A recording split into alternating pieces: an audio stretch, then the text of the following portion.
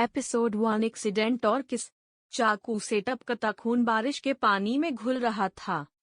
8 साल का लड़का जो हाथ में चाकू लिए बारिश में भीग रहा था, उसकी आंखों में जमाने भर की नफरत और गुस्से की आग जो उसे अंदर ही अंदर जला रही थी। वो अपने अंदर की आग से जमाने भर को जला देना चाहता था। बारिश का ठंडा पानी भी उसके अंदर की आग को बुझा नहीं पा रही थी। रात के घने अंधेरे में देहरादून की सड़क पर 2 लड़कियां हाथों में शॉपिंग बैग्स लिए चल रही थी। अब आप लोग सोच रहे होंगे 2 लड़कियां, वो भी अकेले सुनसान सड़क पर। हम बताते हैं। हमारा नाम दुआ अहमद खान है और ये जो हमारे साथ है वो हमारी बेस्ट फ्रेंड है ईशा जायसवाल। ईशा दुआ की अम्मी अब्बू से लड़ झगड़ कर अपने साथ अपनी बहन की शादी में देहरादून लेकर आ गई। शादी की शॉपिंग में दोनों इतने ज्यादा खो गईं कि उन्हें टाइम का पता ही नहीं चला। नतीजा ये कि दोनों को कोई टैक्सी ऑटो नहीं मिला। कैब वालों की स्ट्राइक थी तो वो कैब भी बुक नहीं कर सकती थी। दोनों हाथों में बैग लिए सड़क पर दोनों को पैदल चलना पड़ रहा था। हमारे बराबर में चल रही लड़की से तो जैसे कोई फर्क ही नहीं पड़ रहा है। दुआ ने मन ही मन सोचा और ईशा को घूर कर देखते हुए तेज आवाज में खींचते हुए बोली, यार ईशा, और कितना चलना है? हमसे अब और नहीं चला जाएगा। हमारे पैरों में दर्द हो रहा है। ईशा ने वही कहा जो पिछले 1 घंटे से बोलती आ रही थी। बस 10 मिनट और दुआ, हम पहुंचने वाले हैं। दुआ ने उसे अपनी कंजी आंखों से घुरा और कहा, बस बहुत हो गया, इतनी देर से तूने बार बार 10 मिनट बोल बोल कर 1 घंटा कर दिया। दुआ ने चिल्लाते हुए कहा तो उसकी आवाज और उसका गुस्सा देखकर ईशा डर गई। ईशा ने कुछ बोलने के लिए मुंह खोला ही था कि तभी एक तेज रोशनी दोनों की आंखों पर पड़ी और दोनों ने अपने एक हाथ से अपनी आंखों को ढक लिया। जैसे ही वो रोशनी उनकी आंखों पर से हटी, दोनों ने हाथ हटाया और सामने देखा एक कार जो तेज रफ्तार से चली आ रही थी। ईशा ने उस कार को देखकर कहा, क्या इसका ड्राइवर ड्रंक है? देखने से तो कुछ कुछ ऐसा ही लग रहा है। दुआ ने अपनी नजरें कार के ऊपर गड़ाए हुए ही कहा। अभी दोनों खड़े उस कार को देख ही रहे थे कि तभी उस कार के नीचे एक बड़ा सा पत्थर आ गया और कार पलट गई और घसीटती हुई दूर तक चली गई। पहली बार दोनों ने एक्सीडेंट देखा था। दुआ ने खुद से ही कहा, 20 साल की लाइफ में पहली बार एक्सीडेंट देखा है। उसे महसूस हुआ कि ईशा ने उसके हाथों को कसकर पकड़ा हुआ है। एक धीमी और डरी आवाज दुआ के कानों में गई, दुआ चल यहाँ से जल्दी, मुझे बहुत डर लग रहा है। अब दुआ क्या कहती, डर तो उसे भी लग रहा था। अरे पर हम ऐसे थोड़ी ना जा सकते हैं। दुआ ने सोचा और कहा, ईशा, हमें इनकी मदद करनी चाहिए। दुआ का इतना कहना था कि ईशा उस पर बरस पड़ी। तेरा दिमाग खराब हो गया? हमें इन सब में नहीं पड़ना, तू चल यहाँ से।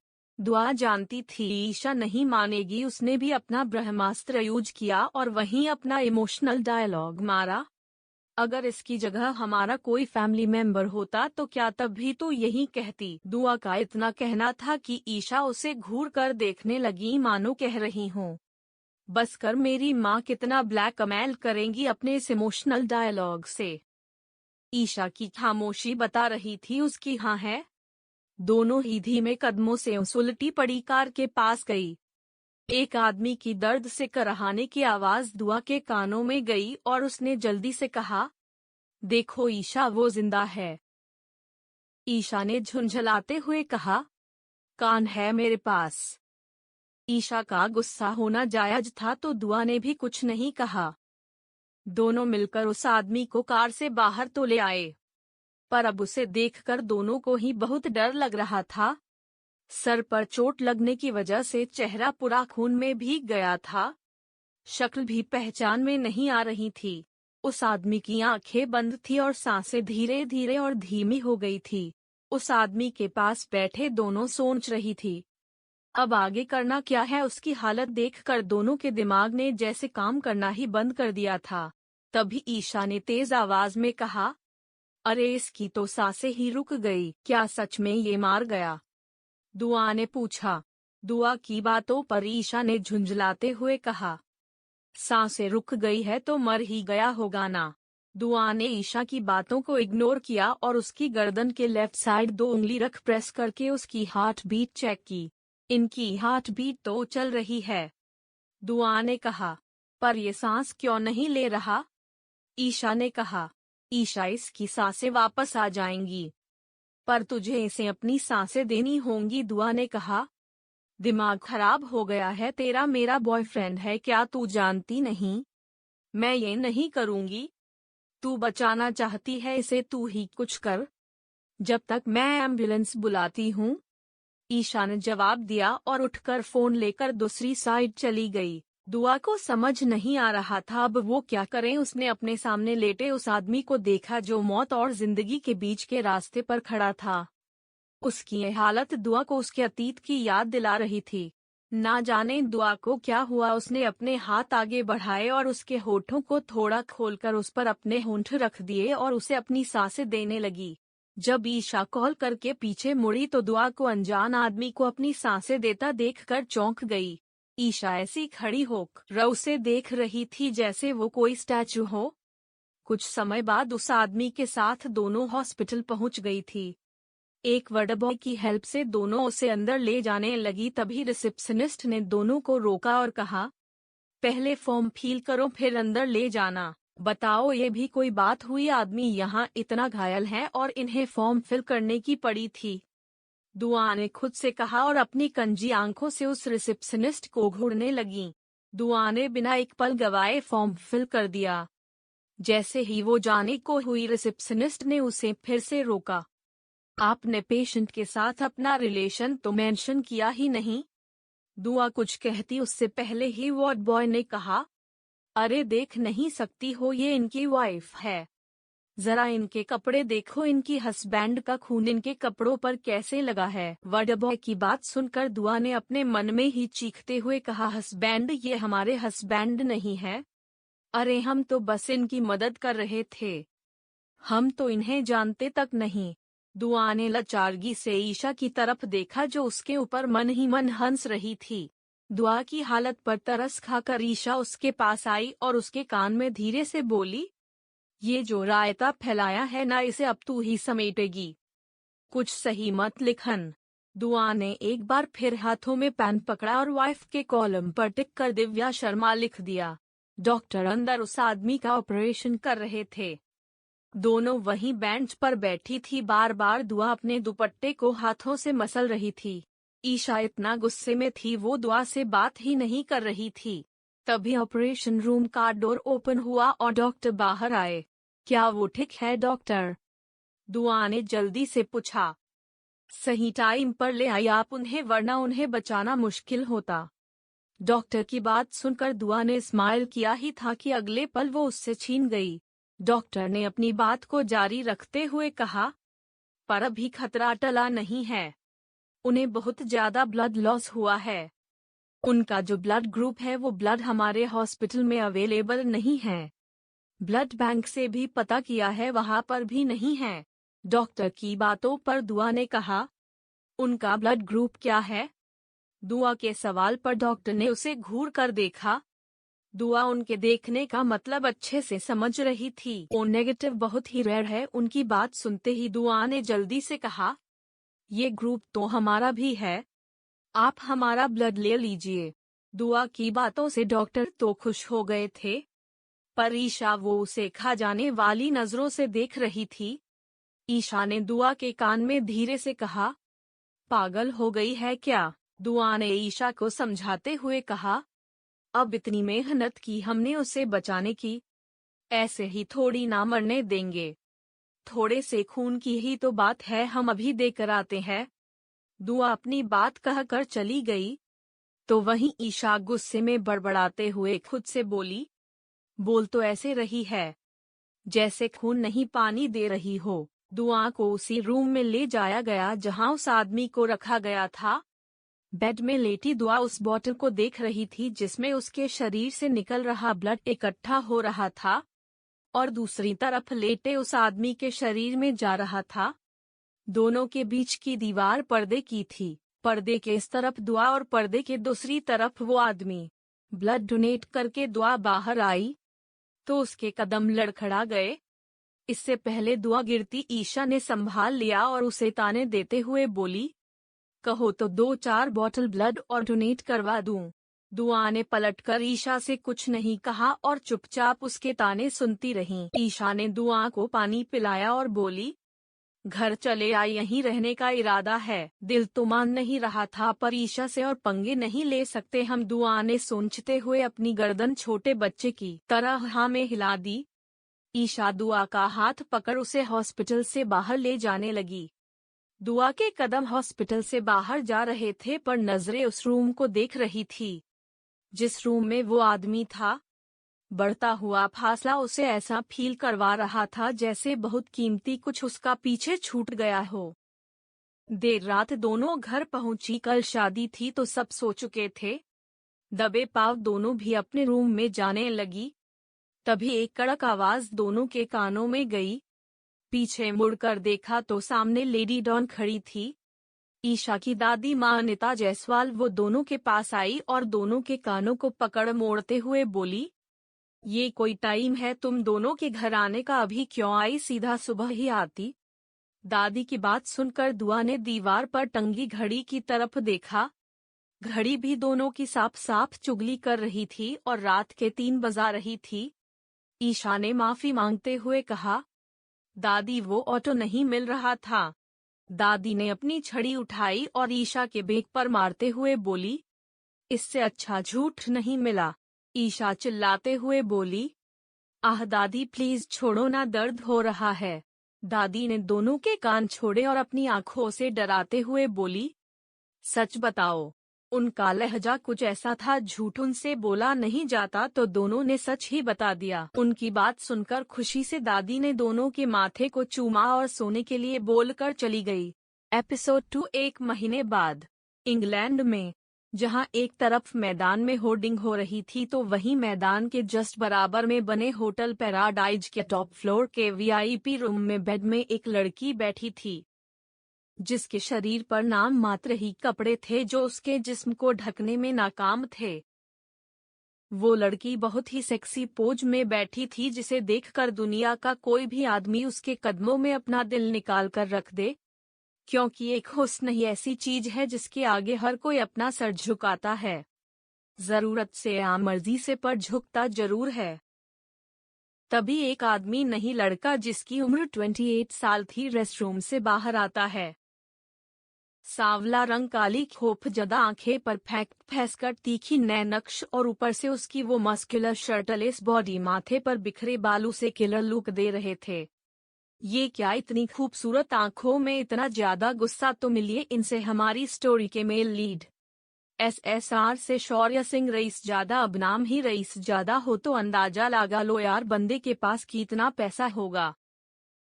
लड़कियों के दिलों की धड़कन और सभी बिजनेसमैन का इकलौता दुश्मन, एशिया का नंबर 1 बिजनेस टाइकून, वर्ल्ड के टॉप 5 बिजनेसमैन की लिस्ट में रहने वाला शौर्य सिंह रईसजादा द वेपन किंग और बैटिंग की दुनिया का बेताज बादशाह जो अभी अपनी जलती आंखों से आग उगल रहा था और बेड में बैठी उस लड़की को घूर रहा था। वो लड़की जो उसे सेड्यूस करने आई थी, शौर्य के ऊपर अपने हुस्न का जादू चलाने आई थी। शौर्य के ऐसे रूप को देखकर एयर कंडीशनर में भी वो पसीने से भीग गई थी। अब ये शौर्य की नजरों की गर्मी का असर था या उसके डर का, ये तो सिर्फ वो लड़की ही जानती थी। शौर्य ने काउच पर पड़ी चादर उठाई और उसे लड़की के ऊपर फेंकते हुए बोला, ढको खुद को और मेरी नजरों से दूर हो जाओ, इससे पहले मैं तुम्हारी जान ले लूं। वो लड़की शौर्य के ऐसे खूंखार रूप को देखकर डर से कांपने लगी थी। उसने एक भी सेकंड की देरी नहीं की और खुद को कवर करते हुए वो वहां से भाग गई।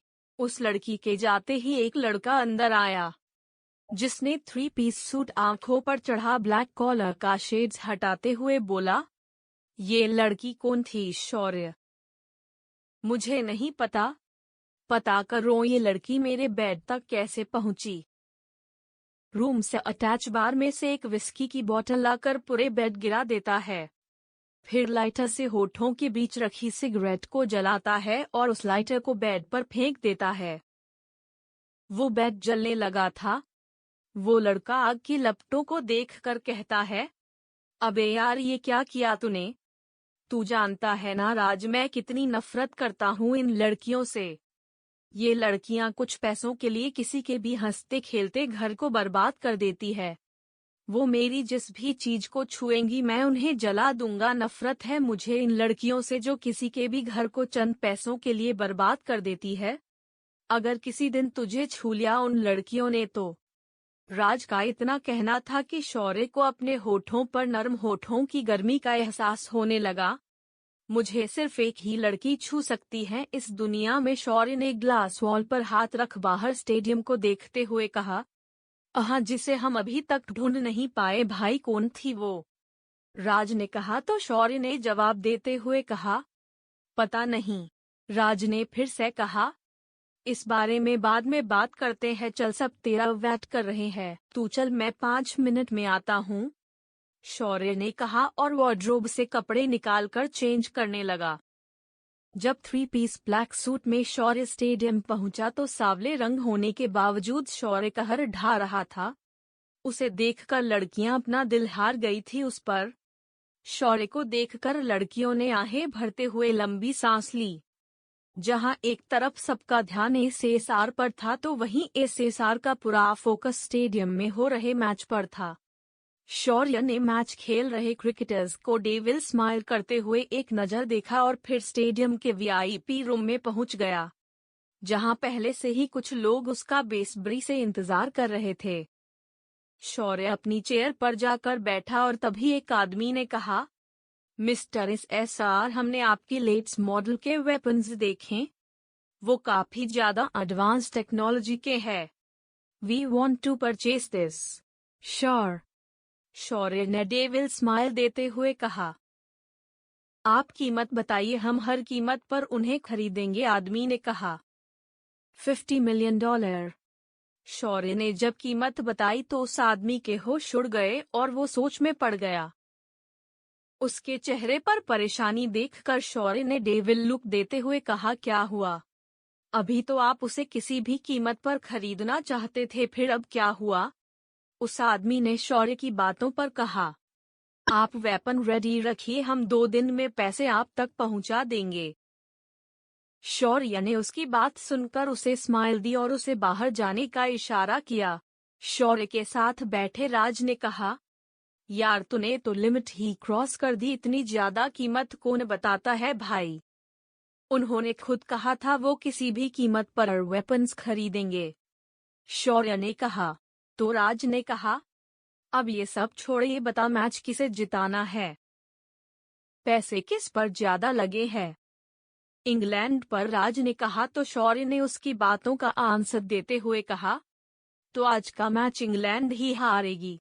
Are you sure bro? Raj ने कहा। वेरी श्योर, शौर्य ने कहा और उठकर चला गया। इंडिया में जेएनयू कॉलेज के बाहर खड़ी एक लड़की ऑटो वाले से झगड़ रही थी। अरे भैया, 10 रुपए वापस करो हमारे। दुआ ने ऑटो वाले से अपने बचे हुए पैसे मांगते हुए कहा, स्टैंड से यहाँ तक के 50 रुपए ही लगते हैं। अरे ऐसे कैसे, अपने 2 दिन में ही किराया बढ़ा दिया, परसों तो हम 40 रुपए में ही आए थे। कल हमें बुखार था सो हमने छुट्टी कर ली। आप ऐसे कैसे 1 दिन में किराया बढ़ा सकते हैं? दुआ के लहजे में गुस्सा साफ झलक रहा था। पेट्रोल इतना महंगा हो गया है, किराया तो बढ़ेगा ही ना मैडम।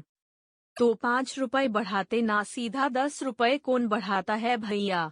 ऑटो वाला दुआ से बहस करके परेशान हो गया था। तो उसने झुंझलाते हुए कहा, किराया मैंने नहीं, हमारे यूनियन लीडर ने बढ़ाया है। आप उनसे जाकर बात करें और मुझे बख्श दे। अपनी बात खत्म करते ही ऑटो वाला अपनी ऑटो स्टार्ट कर ऑटो को ऐसे भगाया जैसे वो ऑटो नहीं एयरप्लेन हो। अरे हमारे पैसे? दुआ ने चिल्लाते हुए कहा।